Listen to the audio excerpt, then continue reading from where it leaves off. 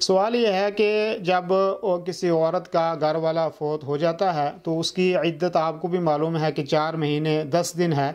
तो ये इद्दत क्यों रखी है 4 महीने 10 दिन? तो इस सिलसिले में जवाब ये है कि पहली बात ये है कि ये अल्लाह का हुक्म है और उसके रसूल सल्लल्लाहु अलैहि वसल्लम का हुक्म है। अल्लाह रब्बुल आलमीन का हुक्म ये है कि वल्लज़ीना युतवफ़्फ़ौना मिनकुम व यज़रूना अज़वाजा यतरब्बस्न बिअन्फुसिहिन्न अर्बअत अशहुरिन व अशरा, कि वो औरतें कि जिनके घर वाले फ़ौत हो जाते हैं तो उनको चाहिए कि वो अपने आप को रोके रखें, इंतज़ार करें 4 महीने 10 दिन। तो ये शरीयत ने मुतअय्यन की है। तो इस सिलसिले में हमें अल्लाह और उसके रसूल के हुक्म को मानना चाहिए। तो सबसे पहली बात, जो सबसे पहली हिकमत है वो ये है कि ये अल्लाह का हुक्म है और उसके रसूल सल्लल्लाहु अलैहि वसल्लम का हुक्म है। तो इसलिए जो है हमने इसके ऊपर चलना है।